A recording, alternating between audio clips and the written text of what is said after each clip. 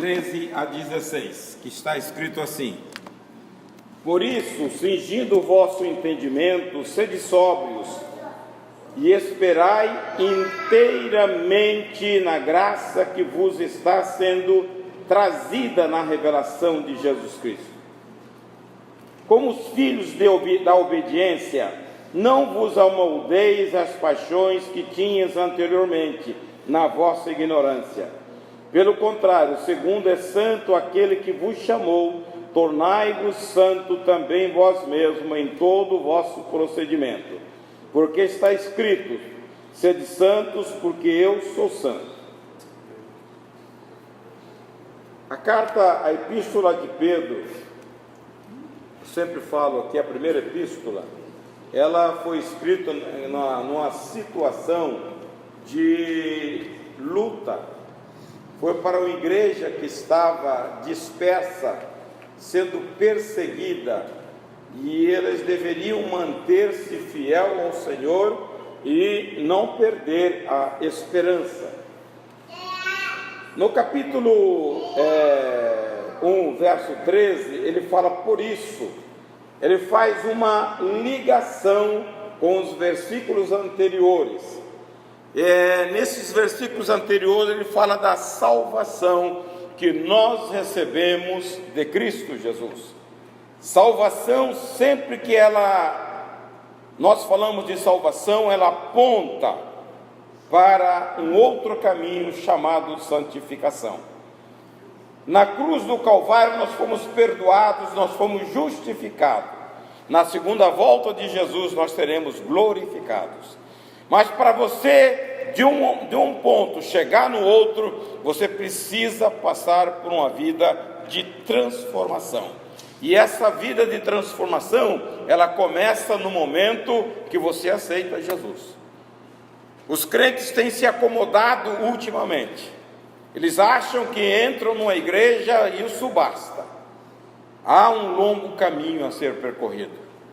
Nós viemos com uma herança muito danosa, e nós precisamos deixar esta herança. Capítulo 12 de Hebreus, versículos 7 a 10, não é para ler, mas somente o 10, se quem quiser, fala da correção de Deus para a nossa vida, que Deus nos corrige como filhos, porque Deus quer que você melhore a sua vida. E ele, lá no versículo 10, ele diz: para que nós sejamos participantes da sua santidade. Então Deus tem um propósito, que você venha para Ele, mas que ao longo do tempo você vai se aperfeiçoando. E Ele está dizendo aqui: por isso, se eu tenho uma salvação, se Jesus me deu uma salvação pela graça, uma salvação pelo amor, eu tenho que desenvolvê-la. Em Filipenses 2:12 diz, Paulo diz: desenvolva a vossa salvação com tremor e temor. Então é algo que eu tenho que fazer. Não vem um anjo para fazer para mim, não vem Deus para fazer para mim, eu tenho que fazer. É atitude pessoal. Então é essa coisa que tem que entrar na nossa mente, porque eu preciso parecer com Jesus, eu preciso imitá-lo. Para isso eu preciso de uma transformação, visto que a nossa natureza adâmica não é boa, e a gente apronta. Só quando estamos debaixo do poder do Espírito nós conseguimos vencer a nossa natureza. Ele diz: por isso, cingindo o vosso entendimento, traga dentro do certo controle o entendimento, a mente. Quando nós falamos em santidade, focando a volta de Jesus, veja, irmãos, a nossa trajetória aqui tem um propósito. Nós vamos morar com o Senhor. Ou Deus toca a trombeta e nós subimos, ou seremos levados pela morte. De uma ou outra maneira, nós precisamos estar preparados. A Bíblia, Jesus diz que esse evento é como um ladrão à noite, inesperado. Como é um caso inesperado, você não sabe o momento, não sabe a hora, você tem que estar preparado diariamente. Tem muita gente deixando para se preparar lá para trás, para frente, né? Lá para frente, mas não vai conseguir, porque é inesperado. Então nós precisamos estar atentos. E ele fala, cingindo o vosso entendimento. A entrada de todo o mal na vida do crente, ela entra através dos sentidos. Quando nós éramos, dada a primeira coisa, quantos sentidos nós temos? 5 sentidos, né? Tem gente que não lembra mais, né? E são através dele que você entra o pecado na sua alma. Olho, ouvido, paladar, tato, por aí vai. Cheiro. Tá? A Bíblia diz que nós temos o bom cheiro de Cristo. Mas também você pode ser inebriado por uma pessoa que passa perto de você, você sai atrás. Eu já vi gente fazer isso. Passou e saiu atrás. Hein? É cheio de caniça, mas tem. Mas os sentidos são a causa. Então ele está dizendo, olha, cingindo os vossos entendimentos.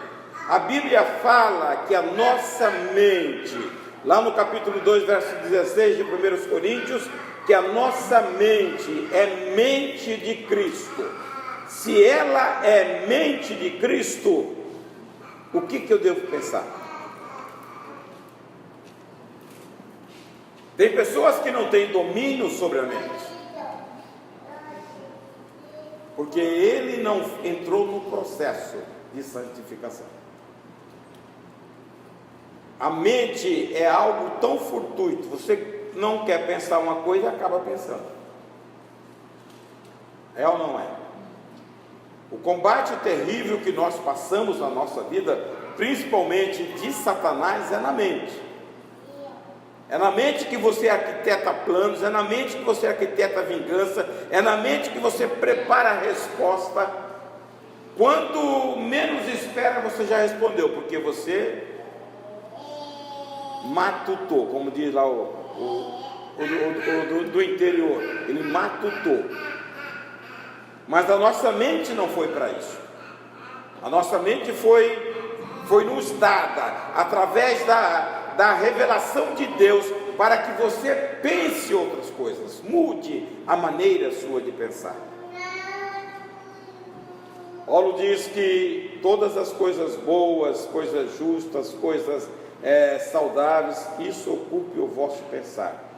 É isso que deve ocupar. E a palavra de Deus, ela deve dominar a nossa mente. Como nós lemos pouco a palavra, muito menos, meditamos quase nada, você não tem nada na mente, só porcaria.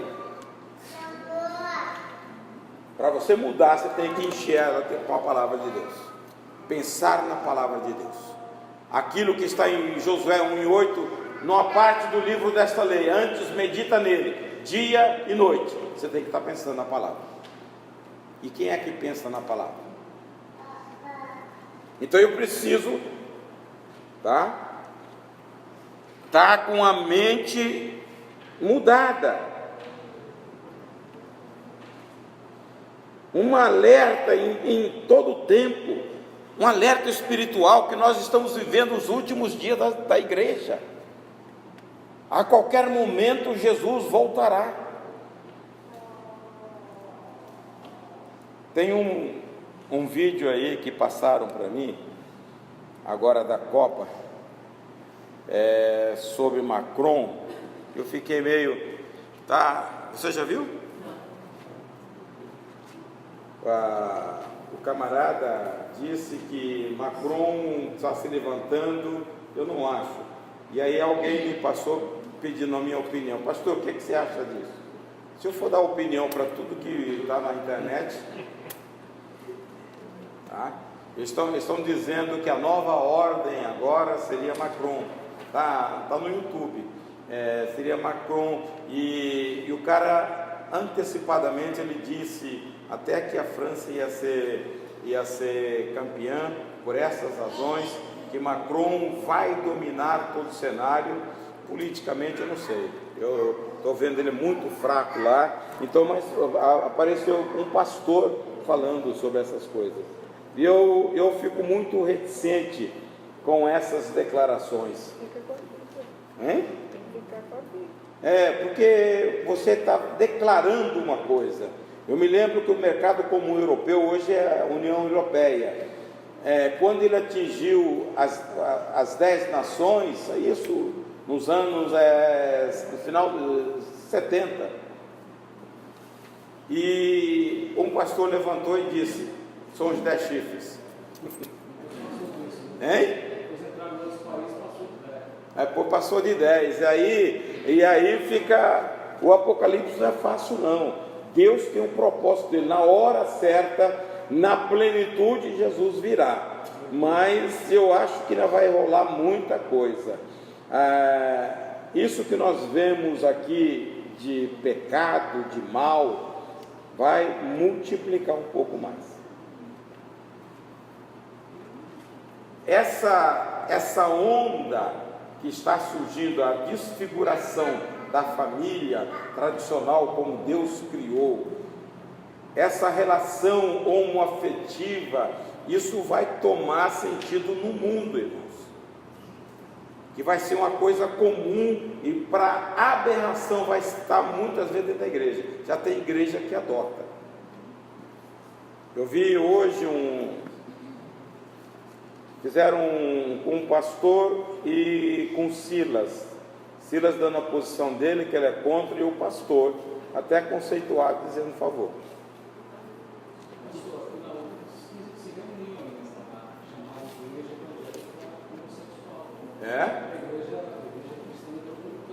Tá? Já tem. Então,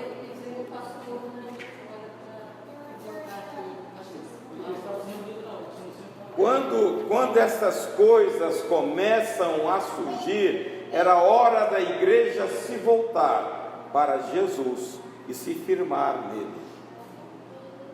Nós muitas vezes somos levados pela onda do mundo. Crente foi chamado para ser separado. Deus é santo, Deus é separado de todo tipo de contaminação. Ele não pode, pela sua essência, Deus não pode contaminar. E aí, como as pessoas não têm um entendimento a respeito da santidade de Deus, nós só poderemos entrar no céu nessa mesma condição, porque Deus não pode. Abacuque 1,13 diz que ele não pode ver o mal, ele se afasta, porque ele é santo. Se ele é dessa concepção, eu tenho que ser igual a ele para eu me relacionar com ele. Deus não pode, irmãos, vaso sujo.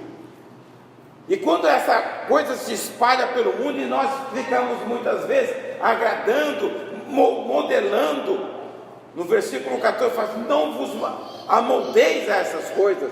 Nós precisamos tomar decisão, se eu quero ou não servir a Jesus, porque Satanás é sutil para distorcer e desviar você da rota. Então você tem que ser tenaz, perseverante, como diz aquele cabra enrustido no largo, tomar firmeza. Eu estou no caminho, daqui eu não me afasto.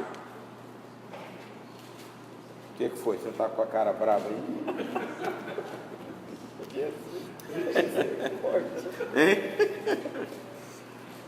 Irmãos, para ser crente não é fácil não, tá? Ser crente, frequentar a igreja tudo bem, mas para ser crente como a Bíblia manda, eu tenho que afastar.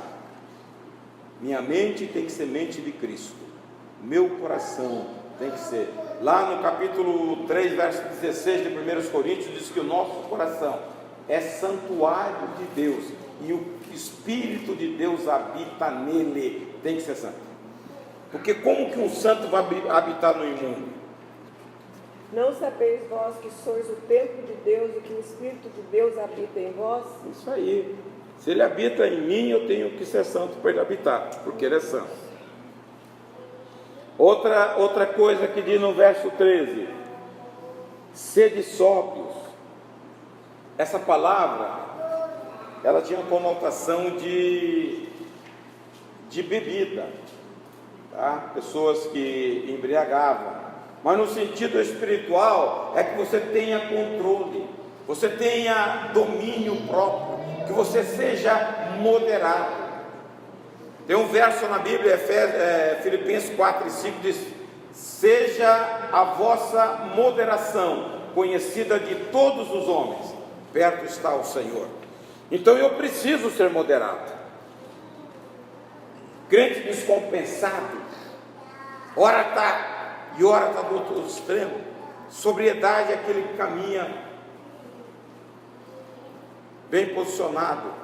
Então ele fala: sede sóbrio, domine a sua natureza, domínio próprio.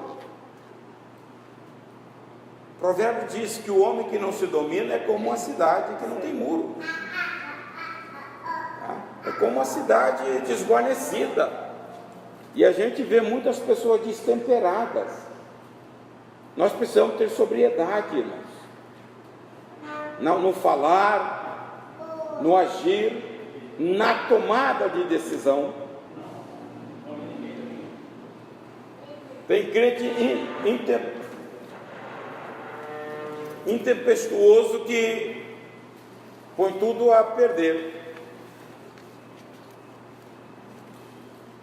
E outra coisa que ele fala é: espere inteiramente na graça do Senhor. A igreja, esse povo aí, estava passando por uma tremenda perseguição. O contexto da epístola é mais ou menos o levante que foi na época do imperador Nero. Então todos os crentes estavam passando por perseguição, e ele fala: passe, espere inteiramente na graça do Senhor, olhando para o futuro. É a esperança da volta de Jesus que renova as nossas esperanças. Nós hoje falamos muito pouco, ou pensamos muito pouco, ou aguardamos a volta de Jesus muito pouco. Isso é importante para realimentar a chama no nosso coração. Jesus vai voltar. Então eu preciso estar com o coração sempre em chama. No capítulo 19 de Jó, versículos 25 à frente, Jó estava passando por uma provação. Mas o que alimentava a vida de Jó? Ele disse: eu sei que o meu Redentor vive e que por fim se levantará sobre a terra. Mas ele tem o seguinte: vê-lo-ei por mim mesmo, não é isso? O meu coração vê-lo-ei por mim mesmo, e os meus olhos, e não outros, o verão. E por isso meu coração se consome dentro de mim. Se consome. Numa outra versão fala: por isso meu coração se consome de saudade. Ele tinha uma expectativa do futuro, e ele aguardava Jesus. Por isso ele passou a provação. Espere inteiramente na graça do Senhor. Se você não tiver a visão, capítulo 15 de 1 Coríntios, versículo 19, Paulo diz: se esperamos Jesus somente nesta vida, somos mais infelizes de todos os homens. Hein? Se esperamos, tá? Hoje se espera Jesus aqui. As pessoas querem Jesus para ter uma condição. Jesus não veio para fazer isso. Jesus nasceu pobre, viveu pobre e morreu pobre. E as pessoas estão querendo riqueza, essa teoria, teologia da riqueza aí. Prosperidade. E Paulo diz: se esperamos Jesus somente nessa vida, nós somos os mais miseráveis. É a esperança da glória. Está lá em Colossenses 1:27. Sabe esse versículo de cor? Não? Sabemos que Cristo em vós, esperança da glória. Não é isso? Os quais Deus quis fazer conhecer quais são as riquezas da glória desse mistério entre os gentios, que é Cristo em vós, esperança da glória. Cristo em vós, esperança da glória. Capítulo 12, versículo 14 de Hebreus diz o seguinte: segui a paz com todos e a santificação, sem a qual ninguém verá o Senhor. Então é algo importante para a nossa vida. Mas, irmãos, nós vivemos no mundo. Nos rodeia o mundo. E há muitas coisas que podem nos prender neste mundo. E quem governa o mundo tem um gerente, um governador. Nós sabemos que o Deus deste século comanda este mundo. Jesus, quando estava sendo preso, ele diz: o príncipe deste mundo vem aí, mas ele não tem nada comigo. Então Satanás, ele governa, e nós estamos inseridos nisso. A nossa visão tem que estar lá. Se eu tirar a visão do Senhor, eu vou me envolver com estas coisas. E aí o Pedro diz: não vos amoldeis, não tome a forma. A palavra é a mesma que está lá em Romanos 12:2. A palavra no grego, hein? Não vos conformeis com este século.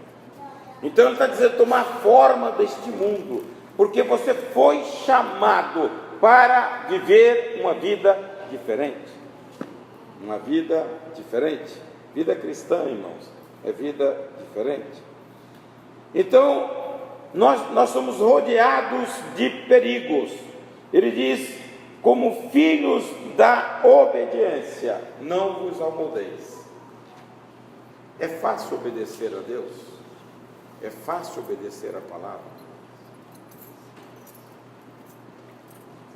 É? Quando Jesus diz assim: ame o inimigo e ore por quem persegue. Perdoe sempre. É fácil? Mesmo que ele não tivesse perdoado, é fácil. Não. Mas nós, em todos os lugares, nos relacionamos com pessoas. Na igreja, na família, no trabalho. Encontramos ao nosso lado pessoas difíceis. Eu preciso ter a graça de Deus, entender o amor de Deus por nós, para amar. Como eu falei aqui no início, a nossa mente tem que ser tomada pela palavra. Como a gente não reflete sobre isso, você não compreende a grandeza do amor de Deus por nós, nós somos incapazes de amar.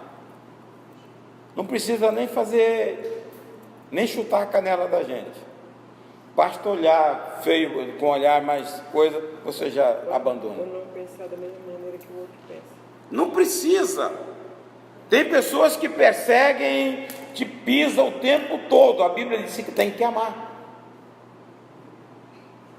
Mas tem pessoas hoje que não estão deixando de amar, porque pastor não conversou com ele. Nós descartamos as pessoas, porque nós não conhecemos a grandeza do amor de Deus. Só conhecemos Só conseguiremos amar se você conhecer a grandeza do amor. A grandeza do sacrifício de Jesus por você. Isso, irmãos, você adquire meditando. Como nós não temos tempo para ler Bíblia, nós não temos tempo para curtir a Bíblia, para passear, para divagar, para refletir sobre ela. Muitas coisas nós passamos superficialmente. E a Bíblia é para você nutrir o seu coração, para tomar o sentido da vida de Cristo em você. Senão você não vai viver o Evangelho. Nós vamos viver uma página. Eu sou crente, mas você não pratica. Então, quando nós estamos rodeados, e hoje, com o avanço da tecnologia, ninguém tem tempo. Todo mundo senta e fica ali, ó. Vê é bobagem, mas não lê Bíblia. São analfabetos. Isso é dolorido, irmãos. Isso aqui fala de Deus. Isso aqui é o melhor livro. Não existe, você lê qualquer livro, na segunda vez você joga no canto, porque já não está desatualizado. A palavra de Deus não, ela é viva e eficaz. Lá no capítulo 4, versículo 12 de Hebreus diz: a palavra de Deus é viva e eficaz, mais poderosa do que espada alguma de dois gumes, que vai até a divisão da alma e de espírito, junta e medula, apta para discernir todos os pensamentos do coração. A palavra de Deus faz isso. Então nós devemos gastar e investir nosso tempo na palavra de Deus, pensar na palavra. Não vos amoldeis, porque o mundo está aí com a forma dele. Você tem que ter a forma de Cristo. Leia aí Romanos 8, 29. Olha aqui qual o propósito de Deus para nós. Isso faz parte do meu discipulado. Todo mundo tem que saber. Porque os que Dante conheceu também os predestinou para serem conforme a imagem de seu filho, a fim de que ele seja o primogênito entre muitas ações, muitos irmãos, para que nós possamos ser conforme a imagem do seu filho. Você se parece com Cristo? Quem era Jesus para você? Quem é Jesus para você? Se você não tiver um padrão idealizado pela Bíblia, você não tem aonde se modelar. Vocês estão ouvindo? Vocês estão entendendo? Qual é o padrão? Quem é Jesus para você? Para você seguir esse padrão, você tem que conhecer profundamente, principalmente os evangelhos. Quem é Jesus? O homem que amou, o homem que sofreu por amor, o homem que veio por amor.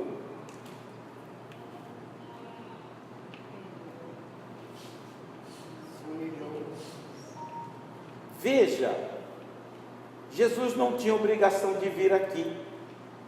Foi o homem que se perdeu, mas o amor dele fez com que ele viesse aqui. O sofrimento dele foi que nos deu direito à salvação. Se eu não tiver um padrão dele, capítulo 3 de Filipenses, versículo 12, Paulo, ele eleva, veja, ele diz: sede, pois, meus imitadores, como eu sou de Cristo. Está no capítulo 11 de 1 Coríntios. No capítulo 3 de Filipenses, versículo 17, ele fala a mesma coisa, mas no 12 ele diz: não que eu tenha alcançado, não que eu seja perfeito. Ele pedia para todas as pessoas olharem para ele, porque ele era modelo, mas quando ele olhava para Jesus, ele falava: está faltando coisa ainda. Por quê? Porque ele tinha um padrão de excelência em Jesus, e a Bíblia diz que eu tenho que refletir este Jesus, para que ele seja o primogênito entre muitos irmãos. Se você não tiver um padrão de Jesus, a sua vida cristã vai ser de acordo com o seu padrão. Então, estude bastante a palavra de Deus, conheça bastante Deus, que você vai elevar o padrão de Jesus para você imitar. Quando você olha para Jesus, você fala: tem um longo caminho para eu continuar servindo o Senhor. Padrão de bondade, padrão de amor, padrão de misericórdia. Quando chegam perante Jesus com a mulher pecadora, capítulo 8 de João: Senhor, ela merece ser apedrejada porque está na lei. Jesus reverte toda a situação. Mulher tremendo, ele fala: quem de vocês estiver sem pecado, seja o primeiro a tirar a pedra. Todos foram embora, e ele poderia, porque ele não tinha pecado. E a Bíblia diz, ele falou: mulher, onde estão os teus acusadores? Ninguém te condenou, nem eu também te condeno. Porque Jesus veio para salvar. Então o padrão de misericórdia, o padrão de amor, o padrão de graça que ele derrama sobre nós é infinito. E ele diz, então: como filhos da obediência, não amoldeis as paixões que tinhas anteriormente na vossa ignorância. Todos nós, uns mais e outros menos, tiveram uma vida passada, pregressa, né? Eu tinha um camarada, ele questionava muito sobre os crentes. Para todos os crentes, é eis isso, eis aquilo. Eu falei: aí que está a grandeza dos crentes, porque ele era um beberrão, não é mais. Ele era um adúltero, não é mais. E vocês continuam na mesma vida. O Evangelho é um poder transformador. Por isso que Paulo diz em 1,6 de Romano: não me envergonho do Evangelho de Cristo, pois é o poder de Deus para a salvação, é o poder para mudar o homem. Só o Evangelho faz isso. Por isso que a igreja tem que evangelizar. Se você quiser um mundo melhor, só o Evangelho faz. Segurança do Estado não vai fazer. Agora o Evangelho muda. Pessoa e nova criatura. Eu já ouvi muitos testemunhos de pessoas perigosíssimas, que o Evangelho chegou e ele mudou de vida. Tem muitos pastores hoje transformados pela força do Evangelho. Então deixa esse Evangelho, deixa esse Evangelho te mudar.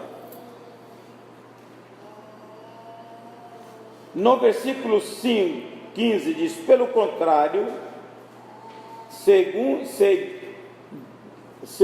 é santo aquele que vos chamou, sede também santo. É um imperativo que está na palavra. Esse texto é tirado lá do Velho Testamento, Levítico 11, 44 e 45, quando Deus tira o povo do Egito. Lá no deserto ele começa a tratar o povo. Leia aí, tem umas coisas bonitas nele. Porque eu sou o Senhor vosso Deus, portanto vós vos santificareis e sereis santos, porque eu sou santo, e não contaminareis a vossa alma por nenhum réptil que se arrasta sobre a terra. Porque eu sou o Senhor que vos faço subir da terra do Egito, para que eu seja vosso Deus, e para que sejais santos, porque eu sou santo. Deus é santo. Capítulo, Êxodo, leia aí para mim, 15 e 11, se não me engano, um cântico quando o povo atravessa o mar vermelho, fala da santidade de Deus.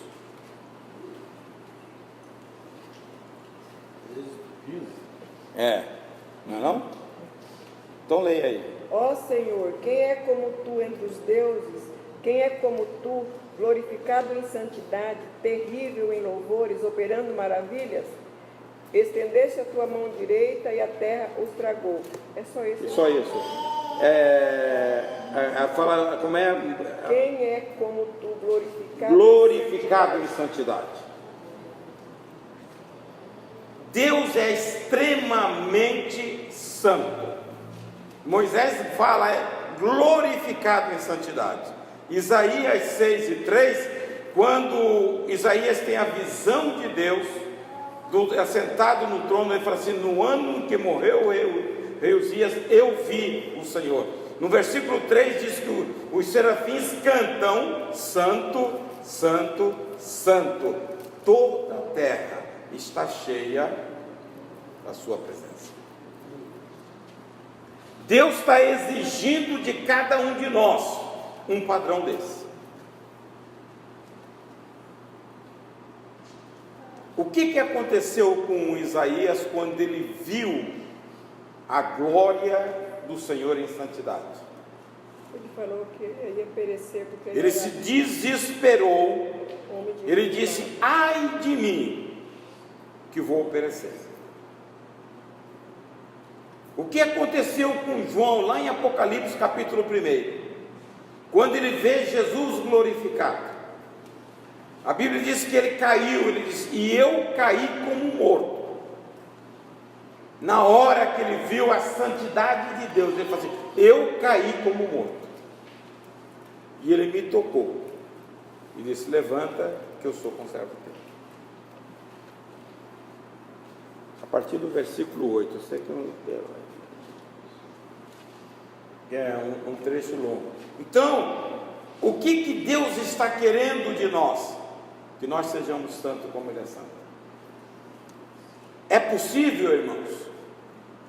Ou Deus exige de nós coisas impossíveis? É possível?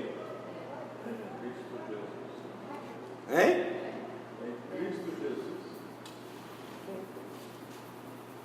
Deus colocou a palavra dele, Deus nos deu o seu Espírito para nos moldar, para nos levar a ser santo.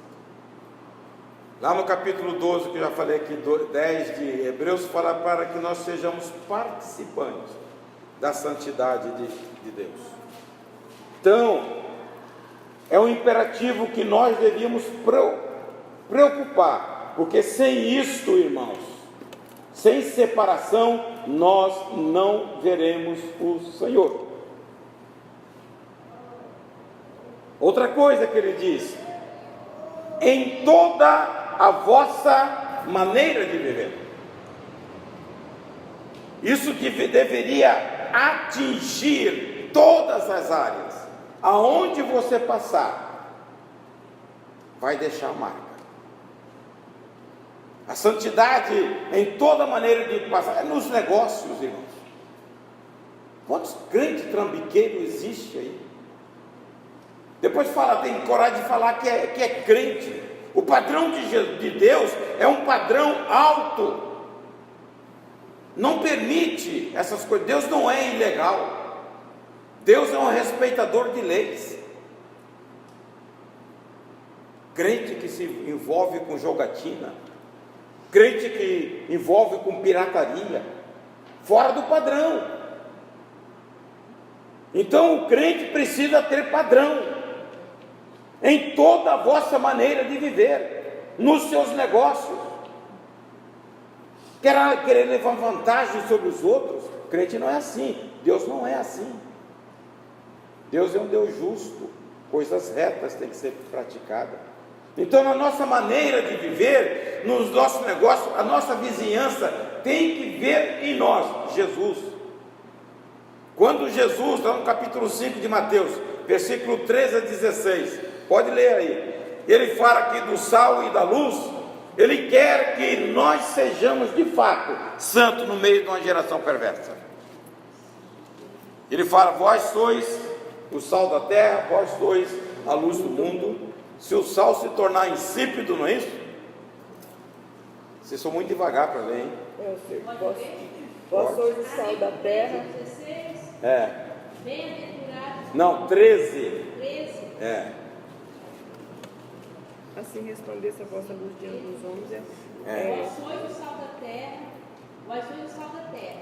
Se o sal for insípido, com que se há de salgar?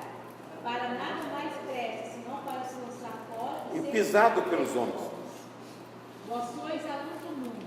Não se pode esconder uma cidade edificada sobre o monte, nem se acende a candeia e se coloca debaixo de Do velador, então o quê? mas um velador, e dá luz a todos que estão na casa. Assim resplandeça a vossa luz diante dos homens, para que vejam as vossas boas obras e glorifiquem a vosso Pai que está nos céus. Que é isto, irmãos? Nada mais é do que santidade. Para você salgar, ele falou: se você não prestar para o ambiente, o sal, se não prestar, só serve para uma coisa: ser pisado pelos homens. E ele está dizendo: a sua luz tem que brilhar, tem que colocar no velador, para que você seja destaque, que as pessoas te vejam e possam glorificar a Deus através da sua vida. Isso é santidade. Lá no capítulo 2, versículo 15, fala assim: brilha a vossa luz, como astro no meio de uma geração perversa e corrompida, e você possa brilhar. Isso é santidade. Você não precisa, irmãos, ser antipático. Tem muitos que carregam a Bíblia para dar vergonha, mas a sua vida vai condizer.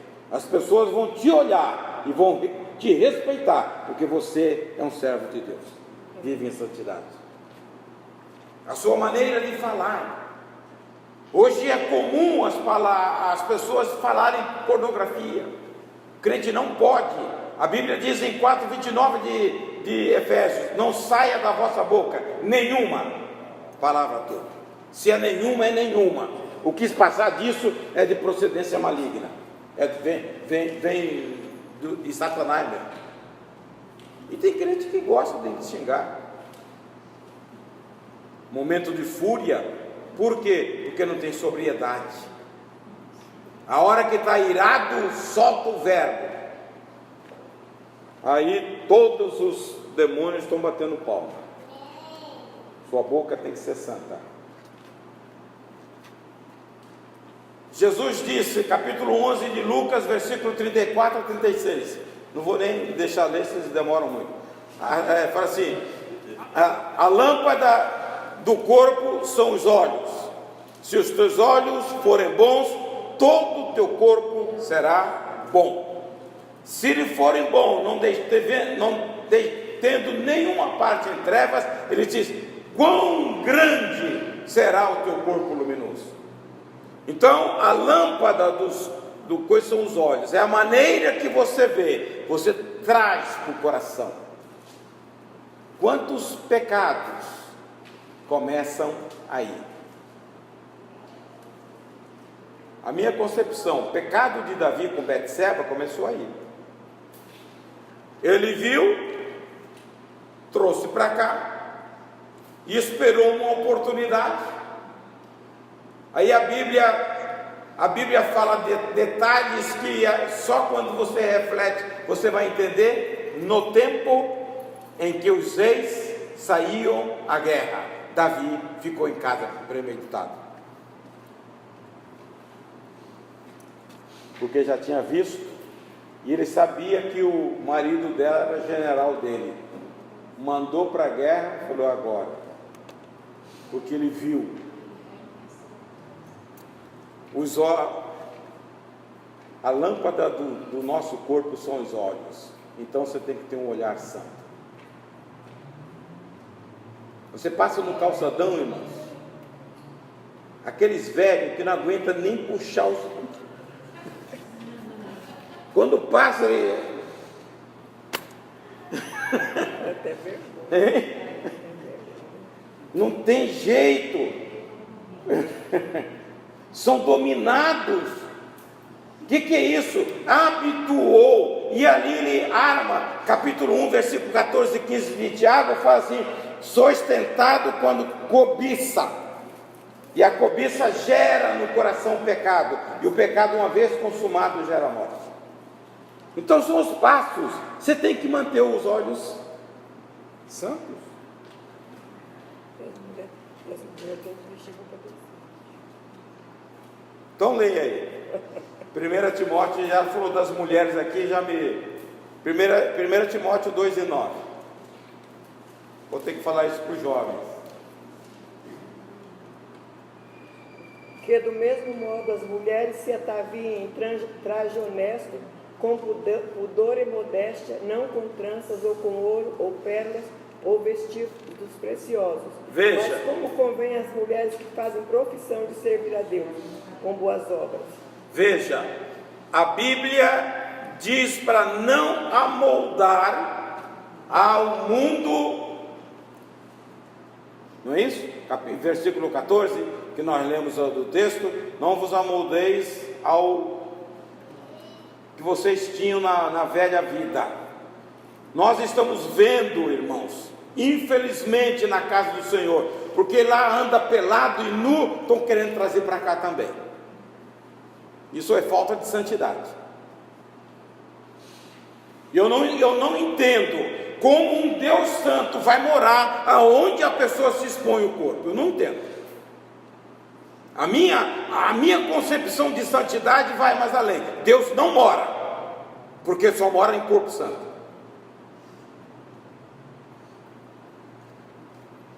Vocês estão entendendo? A igreja precisa tomar posição. Traje com modéstia. Mas o mundo avança, querem avançar aqui também, mostrando o cofinho, mostrando tudo. Irmãos, a igreja não é lugar disto, a igreja é lugar de santidade. Santidade ao Senhor, porque o nosso Deus é santo. E aí entra no pecado lá de Tessalonicenses, capítulo 4, versículo 6. Não defraudeis uns aos outros. Você incita o cara na frente e depois fica por isso mesmo. Isso é pecado. A Bíblia cerca de todo lado. Você não escapa de jeito nenhum. Hein? Hein?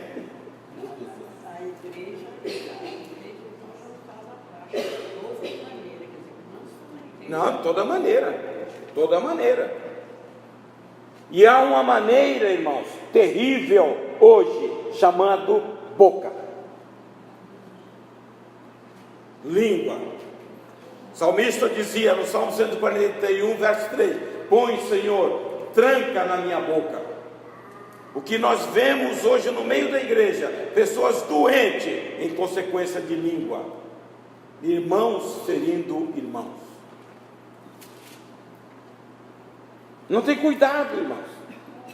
A Bíblia diz lá no capítulo 4, que eu falei 29, dizendo: não saia da vossa boca nenhuma palavra torta, mas somente a que for útil e que sirva para edificar. A sua palavra tem que gerar vida,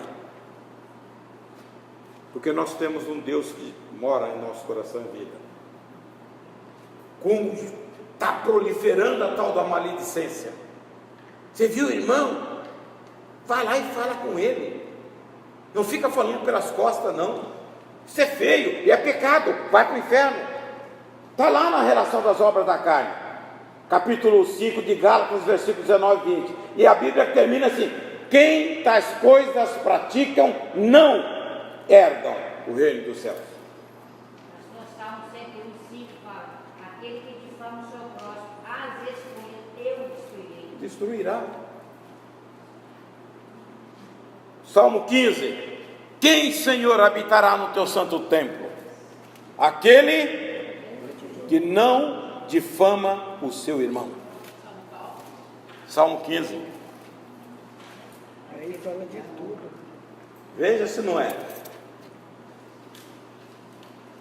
A minha cabeça não é.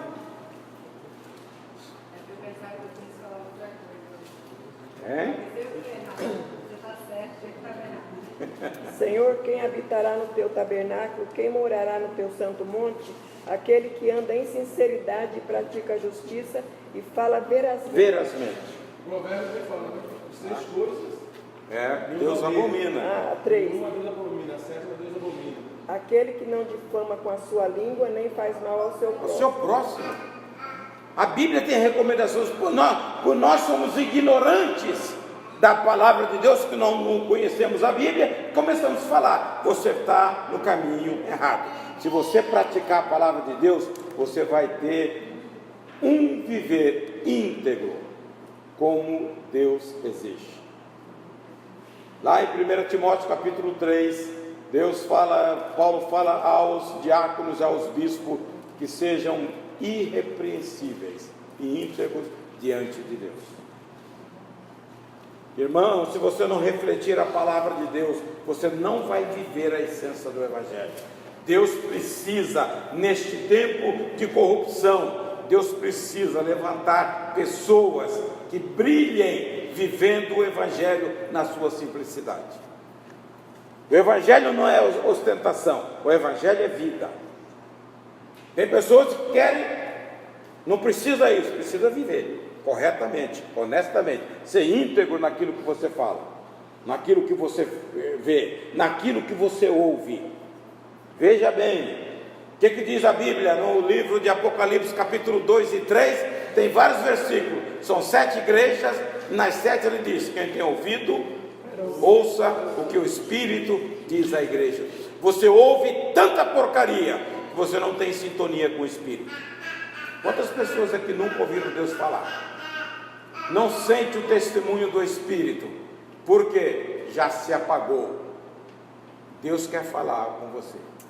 Afina o seu ouvido, como fez com Samuel. Até que o Eli ensinou, fala, agora que você ouvir, você fala, fala Senhor, que o teu servo ouve. E Deus fez a promessa, fala com Eli que vou acabar com a família dele. Muitas vezes para você viver santidade tem que ir com o próprio prédio. Vou contar os casos que tem uma irmã que chegou comigo e falou assim, Silvana, o dia que você tiver uma folga de sábado, vai em casa para a gente montar um filme. E ela, eu falei assim, qual filme você vai montar, se eu puder ir? Aí falou lá no filme. Eu falei com a cara dela assim, mas esse filme estreou agora no cinema. Ela falou assim, meu filho já pegou lá na internet, já tirou. Eu falei assim, mas ainda não está vendo. Eu falei assim, eu agradeço, mas vou até ter folga de sábado, eu vou lá, porque assim, eu pensei que pirataria, não está disponível para venda. Que besteira, todo mundo faz isso. Todo mundo faz, é a conversa. Aí eu falei para ela assim, eu não faço, minha casa não é uma pirata, não tem como, então eu fico sem assim, mas eu não, aí ficou, virou assim, virou dali, virou as costas, Os nossos micros aqui, todos eles são comprados, com todas as certificados, para não baixar, porque todo mundo baixa, mas isso não é errado. Deus não gosta dessas coisas. isso é roubo, isso. É roubo. Os ladrões não podem dar mais certo. Tá? Então, a gente tem que, para ser santo, tem que ter, custa caro, irmãos. Você vai e pega o Office, o Word, você baixa tudo, mas você tem que pagar. Para você ser santo, viver uma vida santa, não importa. Tá? As pessoas aqui estão querendo comprar, é mais barato sem nota. Eu falei, não, precisa de nota. É uma dificuldade, todo mundo quer comprar. Eu tenho hora, na próxima reunião, eu vou falar isso, vou começar a cortar, porque as pessoas não têm critério, compra com nota de pão, está entendendo? Tem que ser oficial, nós somos uma igreja, a igreja tem que ser tudo legal. Como você ensina uma coisa e vive outra? Então, comprou, não vou reembolsar, aí vai doer no bolso, nunca mais vai fazer isso. Compra sem nota, fica, sei lá, não reembolsa. Porque já estou enjoado de falar, olha, não é assim. Mas todo mundo faz, quem todo mundo faz, a igreja não pode fazer. Nem nós. São as coisas absurdas que todo mundo faz, é a influência do mundo. Nós fomos chamados para ser diferente. Crente foi chamado para isso, para refletir Jesus na nossa vida. E são nessas atitudes que você mostra Jesus.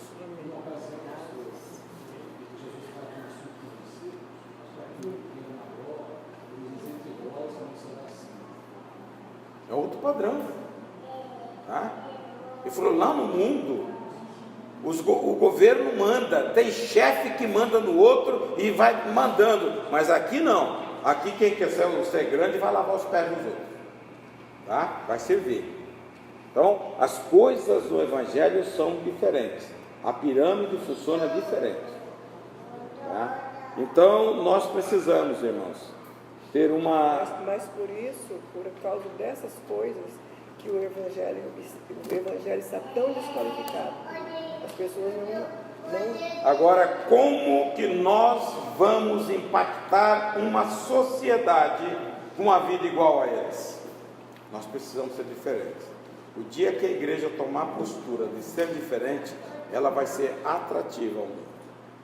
Porque o mundo quer ver diferença em nós. Amém?